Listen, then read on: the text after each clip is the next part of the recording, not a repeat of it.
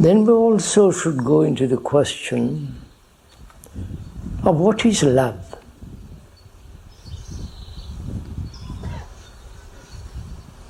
Don't let's become sentimental about it or romantic. But when we say I love you, what do we mean by that? When a man or a woman says to the man, or the man says to the woman, or friends say to each other, I love you, what does that mean?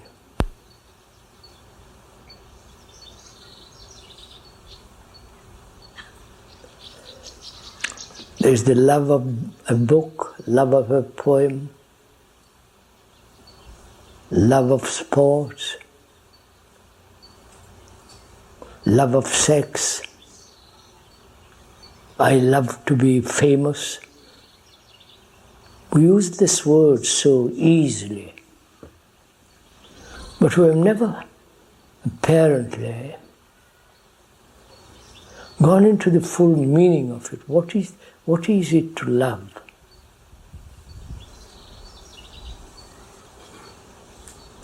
Love apparently has become another means of conflict. One loves one's wife, and there is conflict, there are quarrels, jealousies, antagonism, divorce, and all the pain of that relationship, and the pleasure of it too. So we should go into this question very carefully, because that may be the solution of all our problems. It may be the one thing when we understand whether it is in the brain or outside the brain. Answer my question. Whether love is contained in the brain as thought, anxiety, pain, depression, fear, loneliness, the whole content of our consciousness. Is love part of that consciousness? You understand? Or it's outside, totally.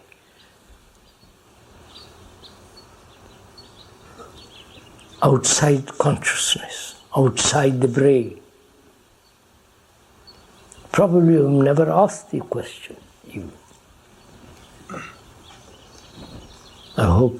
One hopes you will not mind asking these questions.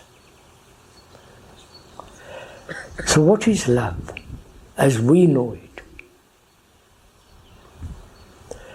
Love brings a great deal of conflict in our life, a great deal of pleasure, a great deal of anxiety, fear, jealousy, envy. Don't you know all this? So what is desire love? Is pleasure love? Is love in the realm or in the field of thought?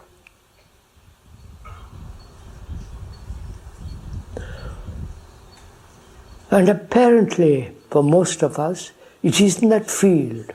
Love of conflict, pain, anxiety, and thought.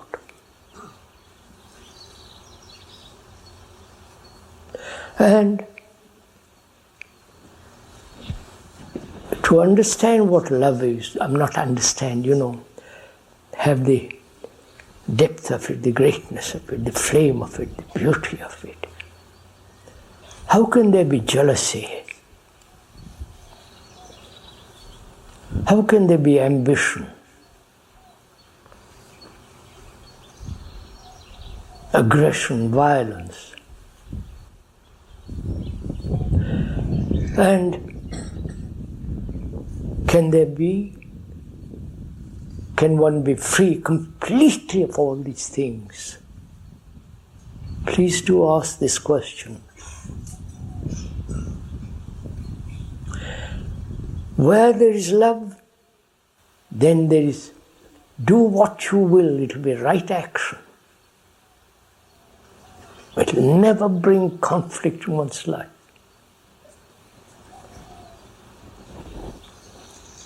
So it's important to see that jealousy, antagonism, conflict and all the pain of relationship has no place in love, where there is love.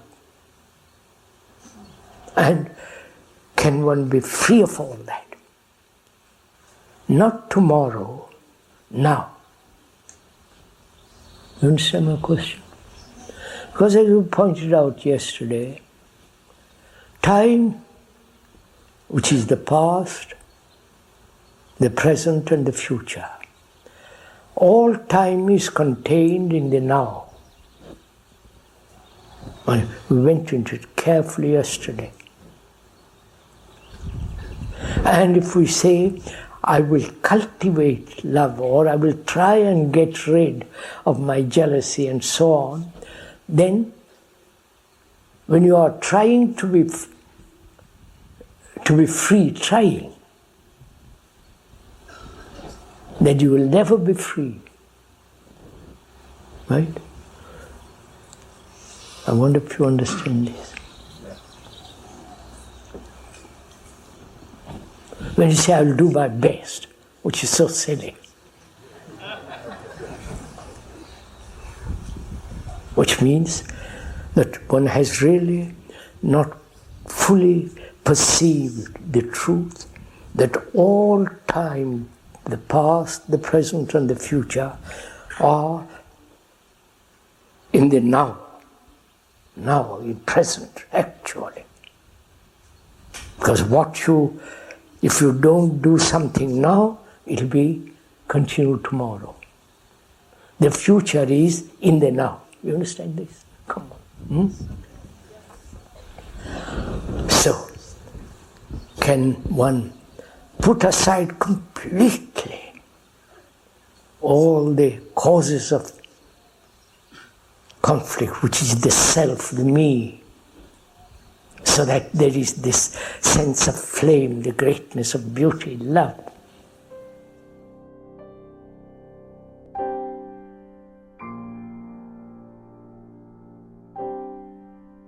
Now let's go to the next question. Consider what love is. I really don't know what it is.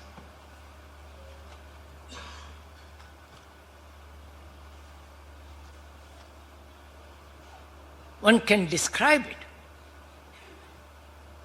One can put it into words, in the most poetic language, using very beautiful words.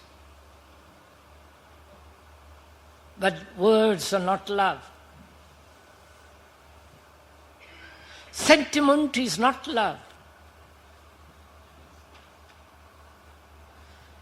It has nothing to do with emotions, patriotism, with ideas. That we know very well if we go into it. So we can brush aside completely the verbal description, the images that we have built around that word, patriotism, God, work for the country, the Queen, all that tabirot. And also we know, if you observe very carefully, that pleasure is not love.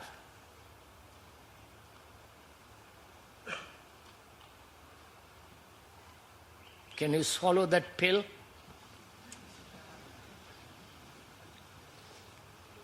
For most of us, love is pleasure, sexual.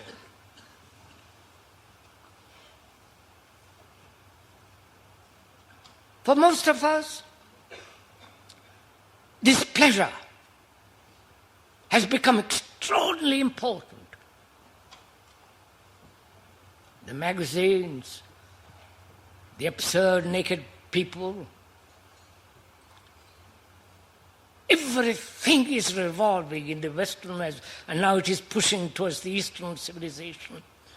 This sense of sexual, physical pleasure. And when that is denied, there is torture, violence, brutality, extraordinary emotional scenes and all, you know what's going on. So is all that love?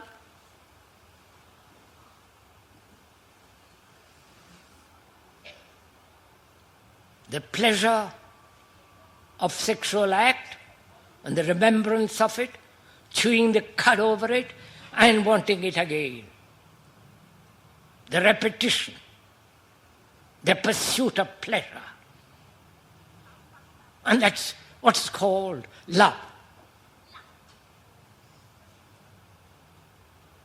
And we have made that word so vulgar, meaningless. Go and kill for the love of your country.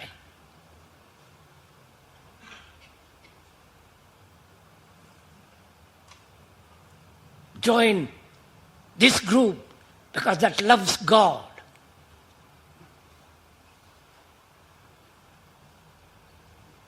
So we have made that word into a terrible thing, an ugly, vulgar, brutal thing. So, what is love?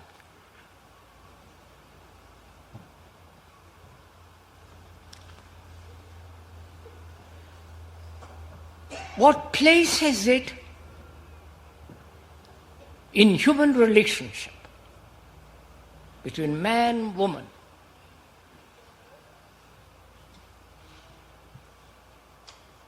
Are you interested in all this? I'm afraid you are.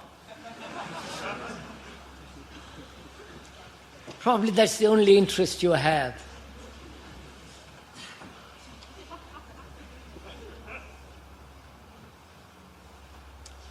That's only a part of it. Life is much bigger, vaster, more deep than mere pleasure.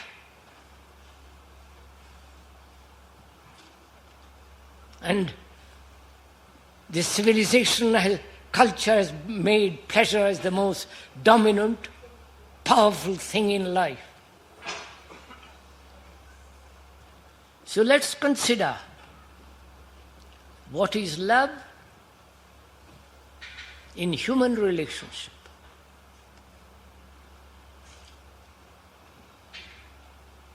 When you look at the map of human beings, man, woman,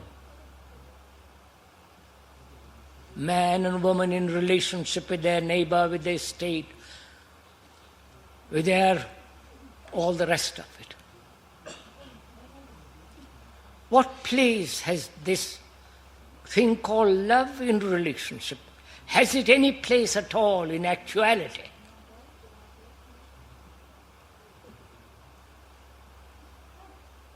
Because life is relationship. Life is action in relationship. Right? And what place has love in that action? Are we sharing together all this? Please do. It's your life. Don't waste your life. You have short years, and don't waste it. And you are wasting it.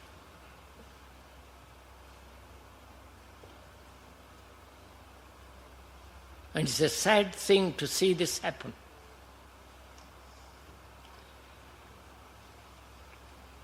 So what place has love in relationship? And life is action in relationship. Right? What is relationship? What place has love in relationship? And what is a relationship? To be related. That means to respond adequately, completely to each other. The meaning of that word, relationship, is to be related. Related means direct contact with another human being, both psychologically as well as physiologically. Direct contact. Are we related at all with each other? I may be married, have children, sex, and all the rest of the business. And am I related at all?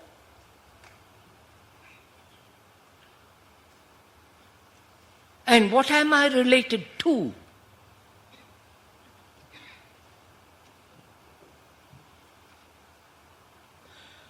I am related to the image that I have built about you or her. Please watch this. Do watch it. And she is related to me according to the image that she has about me. Right? So, these two images have relationship.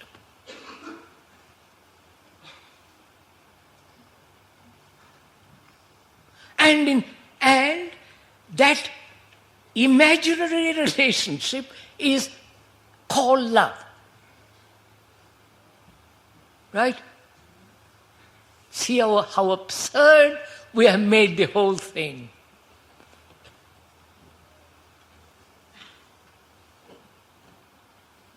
That's the fact. That's not a cynical description. I have built the image about her through years or 10 days or a week, or 1 day is enough. And she has done the same thing. And the cruelty of it. You understand? The ugliness, the brutality, the viciousness of these images that we have about each other. And this, the contact of these two images is called relationship. Therefore, there is always a battle between the man and the woman, the one trying to dominate the other. Having dominated, a culture is built around that domination. The matriarchal system or the man system. You know all this going on. This. And is that love?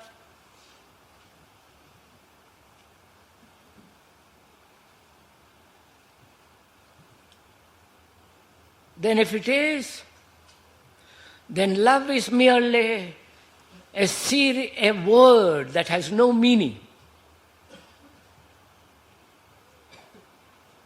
Because love is not pleasure, jealousy, envy, division between man and woman, one dominating the other, one driving the other, possessing the other, attached to the other. This certainly is not love. It is just a matter of convenience and exploitation. And this we have accepted as the norm of life. And when you observe it, really observe it, totally aware of it, then you will say that you will never build an image. Whatever she or you do, there is no image for you. Therefore, perhaps, out of that comes an extraordinary flower, the flowering of this thing called love. And it does happen. And that love has nothing to do with my or your. It is love.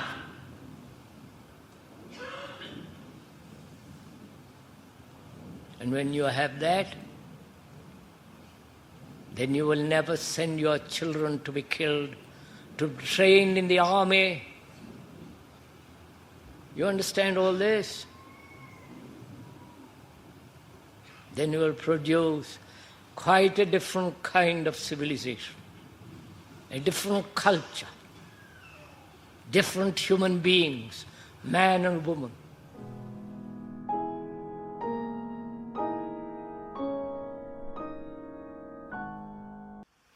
Is love in the field of reality, and in that field of reality there is confusion when there is attachment, conflict, pain, suffering, then what is the relationship between two human beings? You follow? In that field of reality, in which there is no attachment. Right? What is your answer? Answer it to yourself. Not all of you answer to me. What is your answer? If there is no attachment,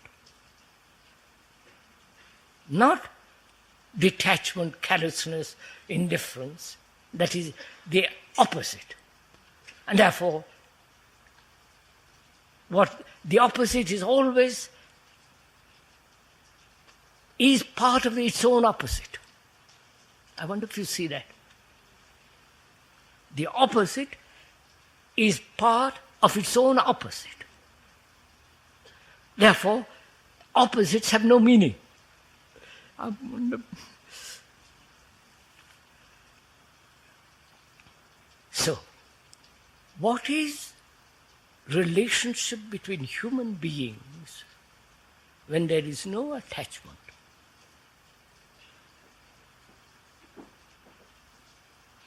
Attachment brings the pain, the conflict, the contradiction, the isolation. And that brings about disorder in the world of reality. And one must have complete order in the world of reality. Because we are going to something, when you have established order here in the world of reality, then you can move.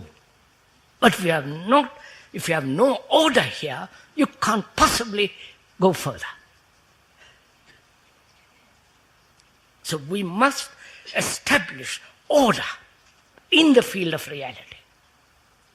And that order comes when we go into this question of attachment between human beings, attachment not only between human beings, between conclusions, ideas, suppositions, theories, beliefs, and so on. Now, what is the relationship between two human beings?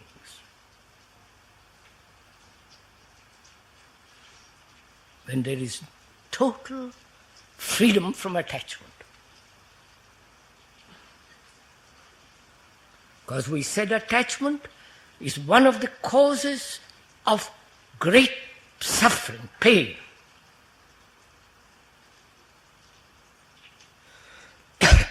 What is it?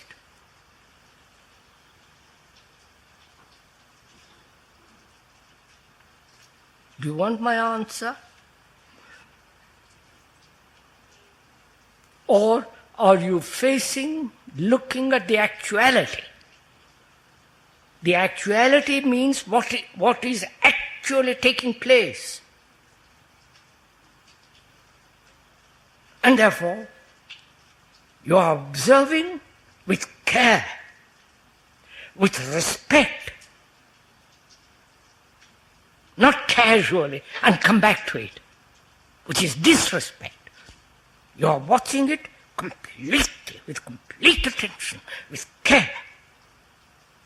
That is, what is the human relationship between each other when there is no attachment at all?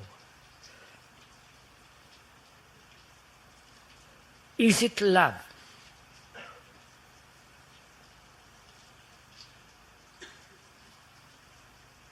Then it has no continuity in time. You understand? I'm related to you. Wife, husband, God knows what else. I'm really completely free from attachment. I have no attachment. Belief, conclusion, ideas, persons, knowledge. And yet we live together.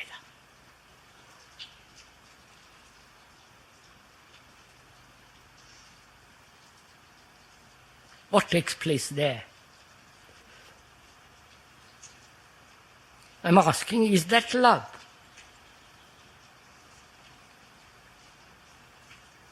Love being not a series of conclusions, therefore remembrances, therefore a process of time, which is thought.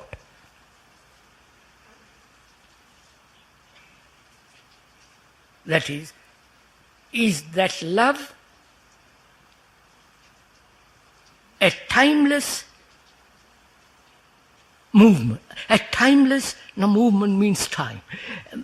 A timeless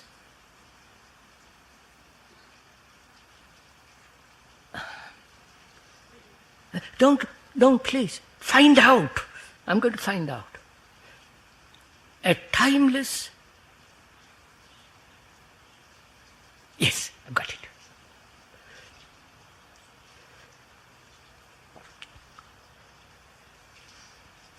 A time, love is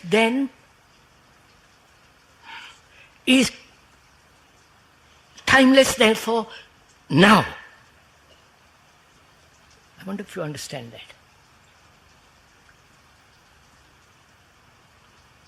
See, when we use the word timeless, we mean, let's begin. Time means movement. From here to there. Physically as well as psychologically. From here to there to cover the distance. That's a movement. And my whole conditioning is from here to there. Psychologically as well as physically. Physically, I must become more clever. I must become the chief executive, or I must become the foreman, or the shop steward, or the manager, or something or other, archbishop, or the pope. They're all the same category. So,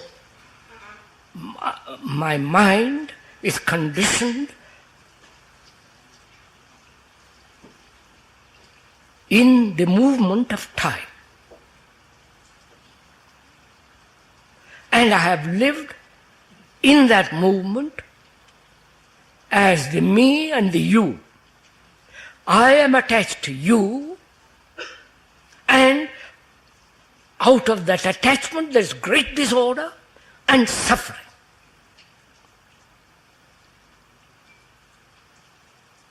And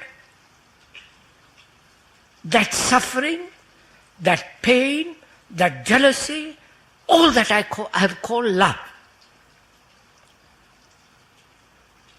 And I see also that out of, when there is this emptiness, and I'm totally aware of it, then I'm asking, what is my relationship with another? Is it of the same order as before, or is it something totally new,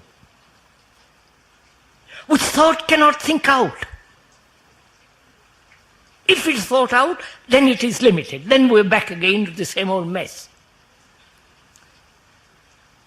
Therefore, so is love a movement in time, or is it totally out of time? Which means there is no future and no past, only now. And the now has tremendous responsibility. I wonder if you see that.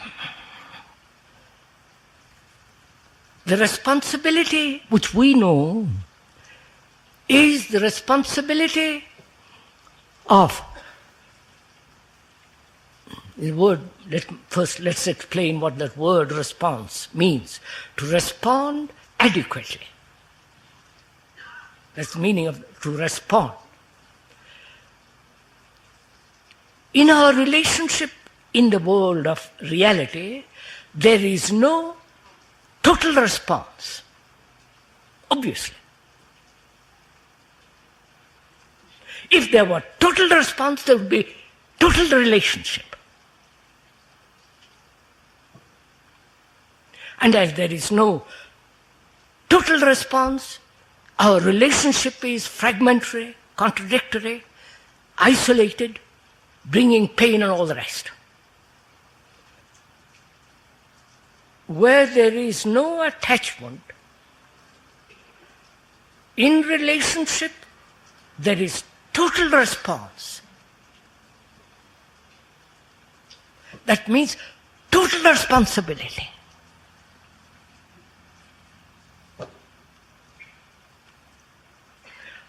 Total responsibility for the whole of mankind, not just you and me. And that may be called love.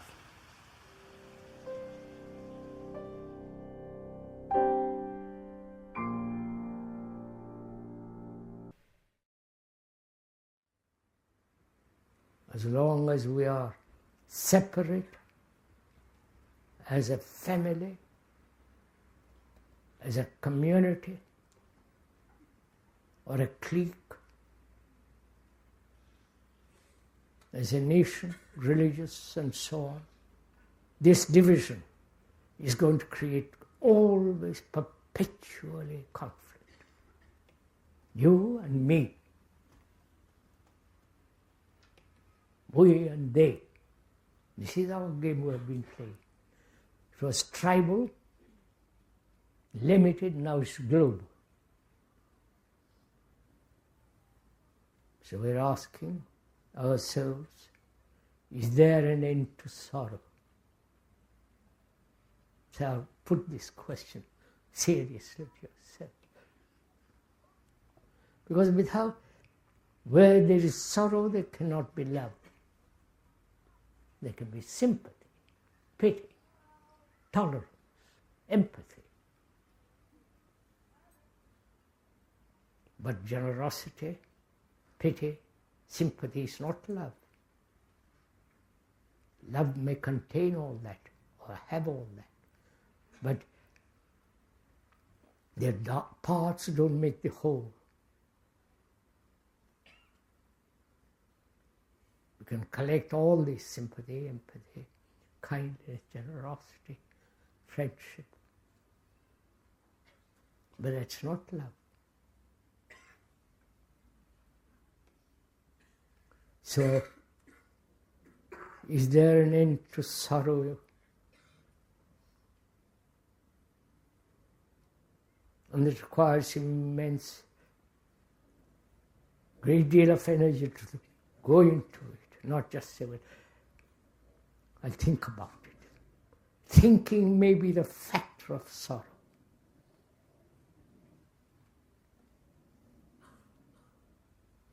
My son is dead, and I've got his photograph on the mantelpiece or on the piano in a silver frame. I remember. Remembrance is a process of thought, of course.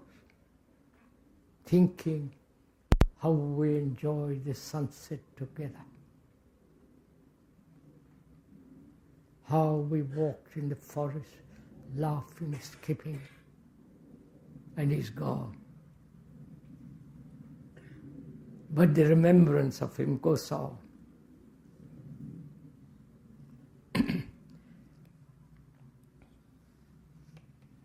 And that remembrance may be the factor of sorrow. I don't want to admit my son is dead, gone.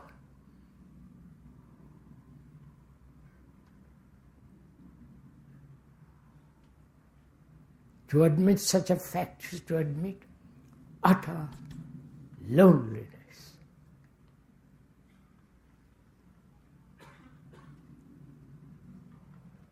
And we don't want to face this fact of being utterly by oneself.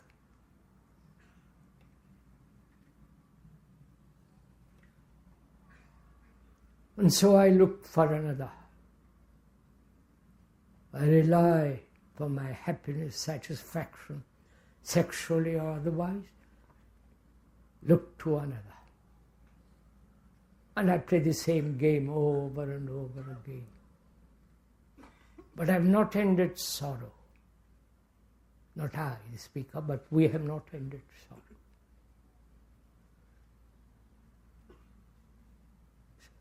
Sorrow is not only self-pity, self-interest, but also the loss of that which I've had. The loss, the failure to fulfill, to achieve, to gain something which I've worked for. Not only physically, but psychologically, inwardly.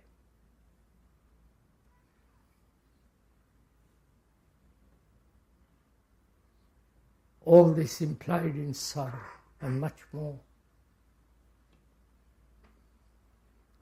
And we're asking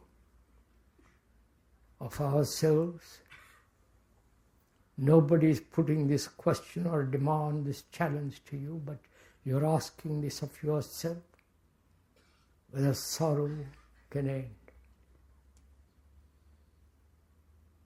Not only the sorrow of oneself, of where it is there in oneself, but also the sorrow of mankind, of what you are. That means no killing of another. No psychological wounding another. Yes, sir.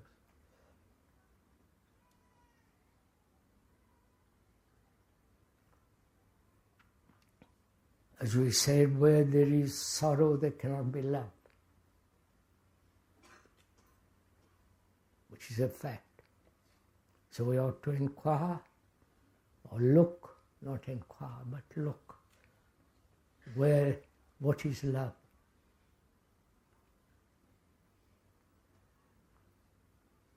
That word has been so used, so spat upon, dirtied and made ugly. I love my country. I love my God. I am devoted. I pray for love. Right? I am not loved, but I want to be loved. The love poems. Is love sensation? Please ask yourself all these questions.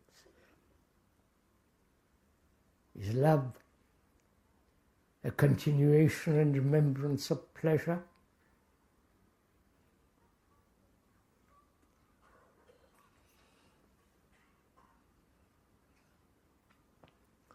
Is love desire?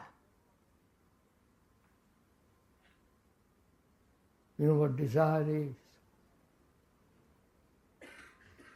May I go into it briefly? What is desire? By which you are driven and riven, torn apart. What is that thing called desire?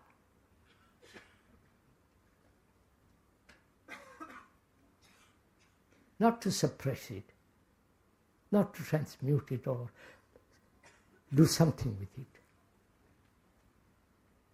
But what is the movement of desire? How does it come about?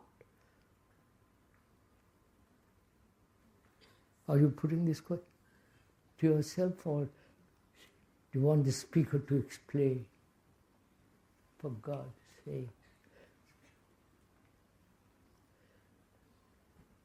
Let's go into it.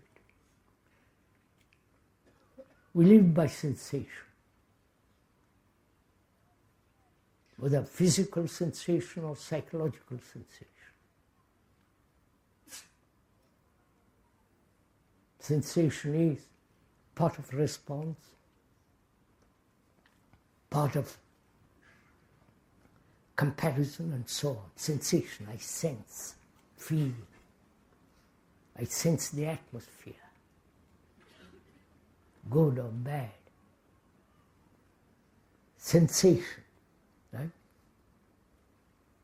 That sensation comes about through seeing, touching, hearing. And then what happens after sensation? Oh, come.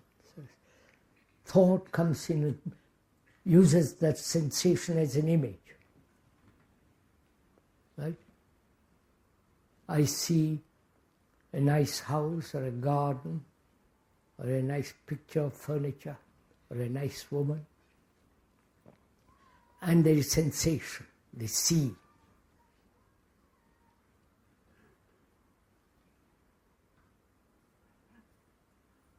The observing. The observing, contact, then sensation comes.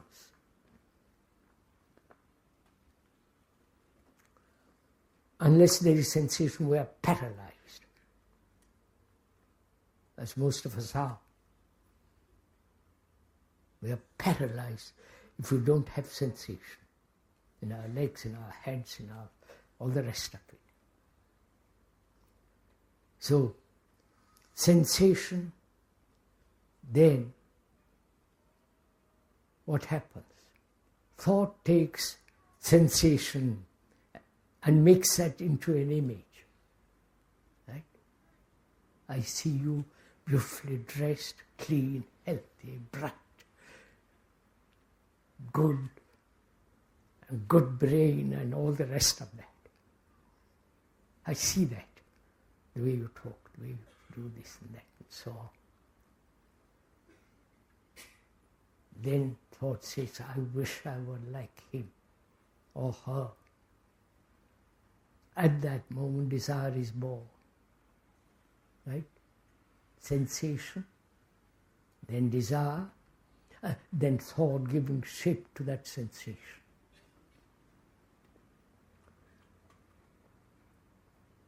And if there is an interval between sensation and thought, then you can go into it much more, but not now. You understand? Are we somewhat together in this?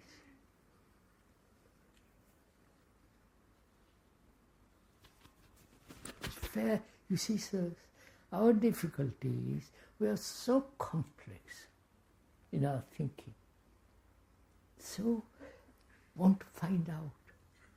always looking, finding an answer, problems, solutions, and how am I to do this?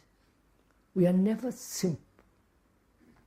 Not physically, don't reduce having some food, little clothes or food or eating one meal and all that.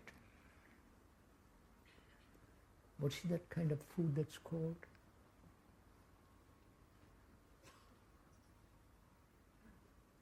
I've forgotten the name of it, from Japan. What's that? Huh? Macrobiotic, that's it. Go crazy on that. As one goes crazy about yoga and all the rest of it, Tai Chi, we play.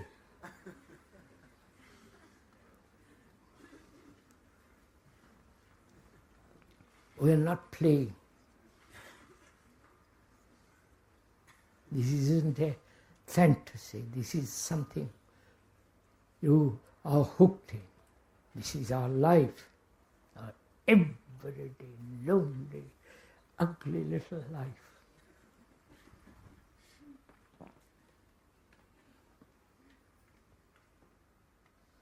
So what is love? Can love exist where there is hate and fear? Where there is competition and comparison? Where there is conformity? Agreeing or disagreeing? Go into all this, or is love nothing to do with all this?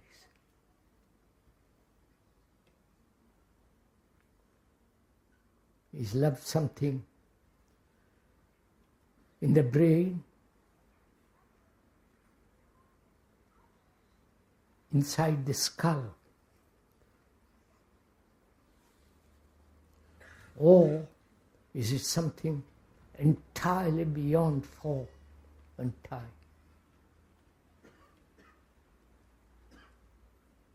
And where there is self-interest, there cannot be love. Obviously, so you can see there all this for oneself. Then what relationship has love to sorrow?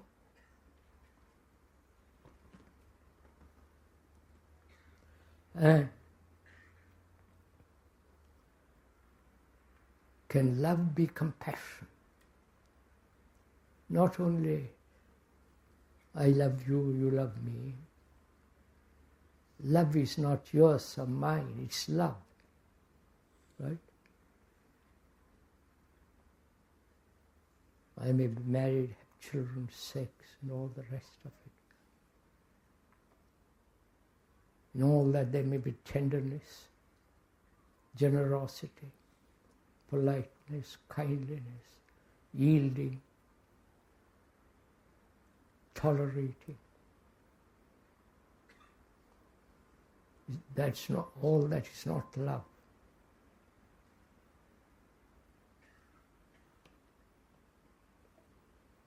So compassion and love are not separate, they are one. And can one live like that? You understand? Can one have this in one's life? Not in abstract moments or in moments when you are sitting by yourself on the sofa or walking in the woods, a flash, a scent, a perfume that seems for a second to transform your whole existence.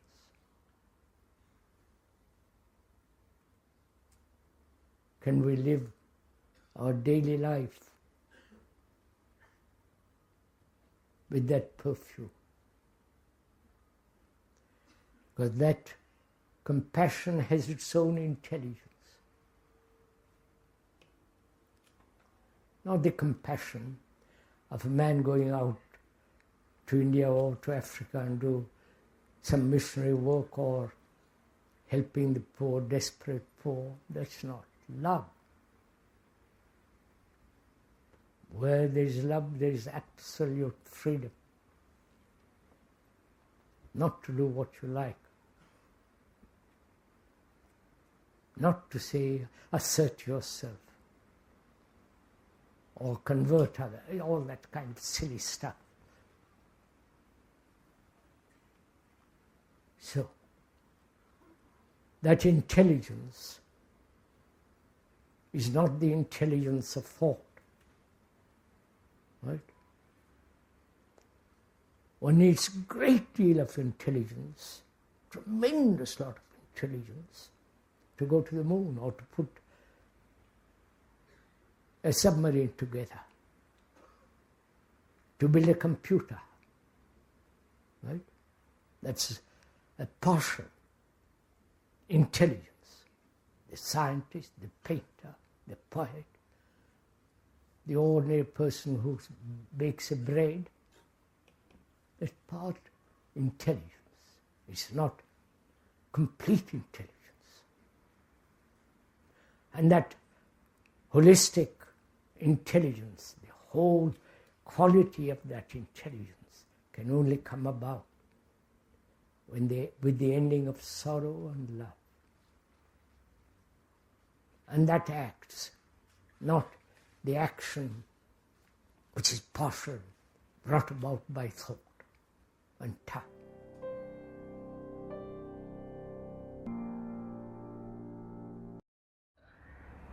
What does it mean to love another?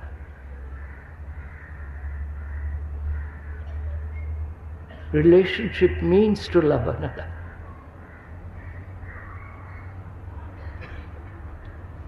What does that word mean? We use that word in advertisements. You see it, I love Coca-Cola. Or I love this and I love that. I love God. I love my Guru.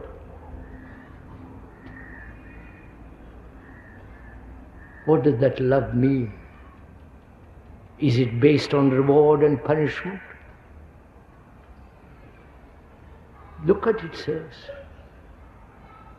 Because for we are always caught between the two, reward and punishment. I follow the Guru because he's going to promise me heaven. Give me comfort. I don't do this because it's going to punish me. So we're caught in this. Is relationship a reward and punishment process? Is love a movement of that? So thinking.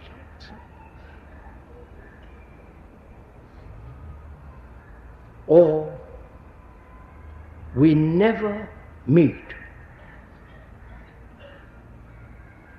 Your wife and your husband never, except physically, never psychologically meet.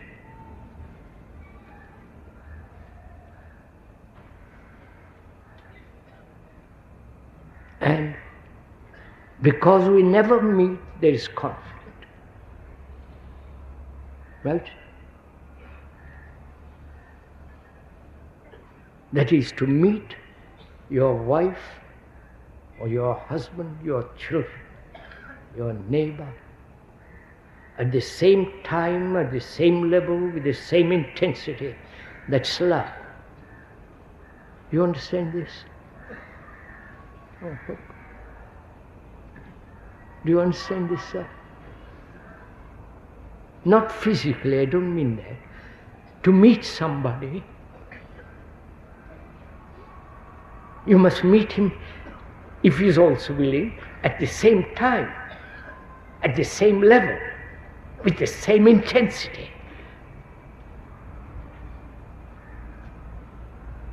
Then that is relationship. But if you are ambitious, you follow that path, becoming noble, ignoble, all the rest of it. And she also follows another path. Naturally, you may be married, have children and all the rest of it, but you never meet. And that breeds a sense of desperate loneliness. Don't you know all this? When I have no relationship with anyone, with my wife, with my boss, with my foreman, when I have no relationship at all with anybody, because I'm self-centered, my actions are self-centered, my wife is also self-centered. So in that self-centeredness, the lack of relationship, brings about great loneliness.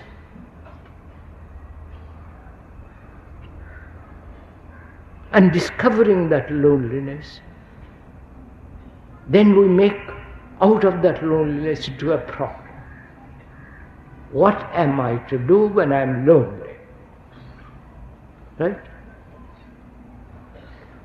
And your brain is ready to solve the problem. But you never rest with that loneliness. You never inquire the cause of it.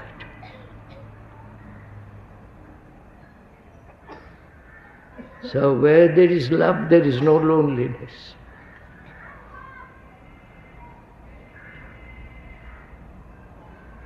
Unless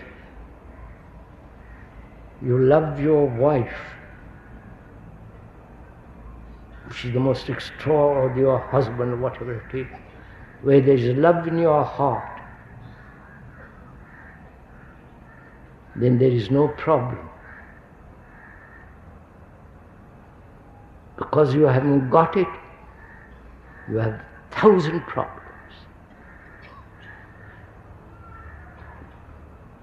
Having stated that, don't make it into a problem.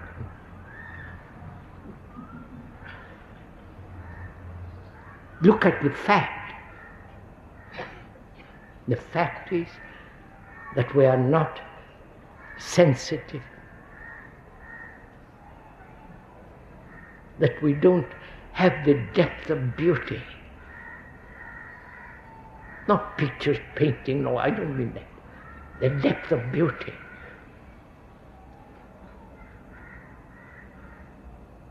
And the fact is that we don't love.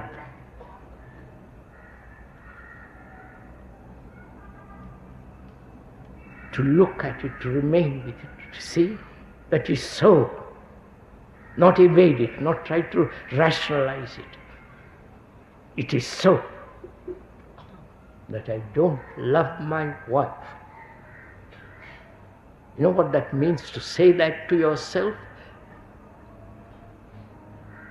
You should cry. I want to cry for you.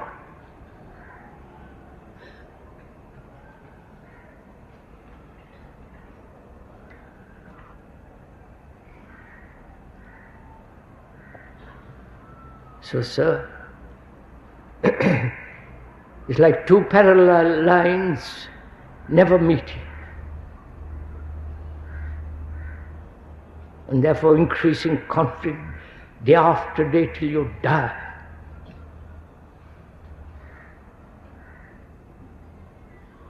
And to see the fact that there is no love in your heart, to have the mind in your heart, mind in your heart, not the heart in your mind. You see the difference?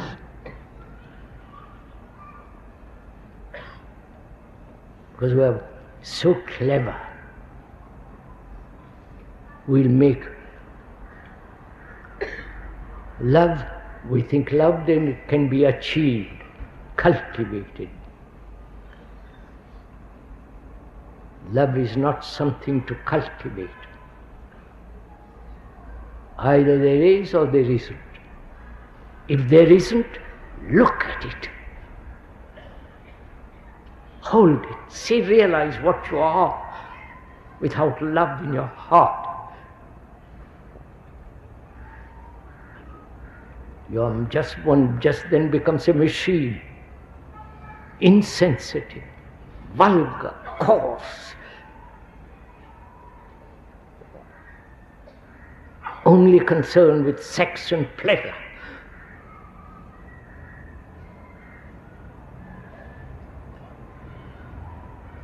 So please, I am not harassing you.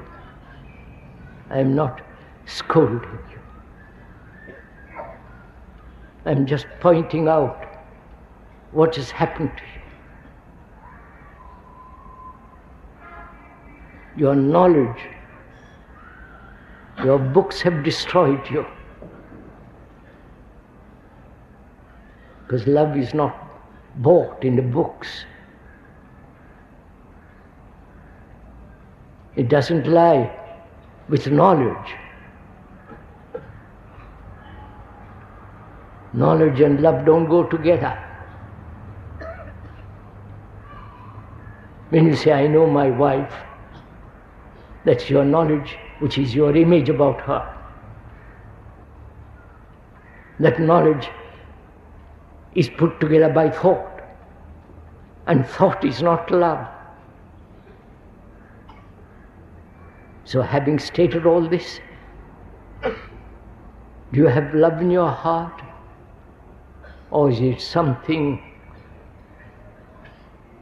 romantic, nonsensical, impractical, valueless? It doesn't give you any money. That is so.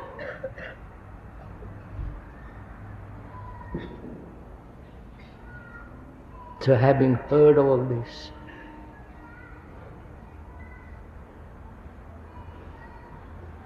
is there a comprehension of the depth of that world?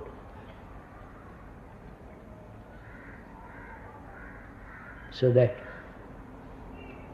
your mind is in the heart.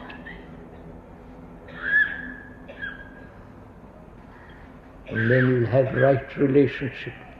When you have right relationship, and which means love, you can never go wrong. You can do what you like, then everything is right.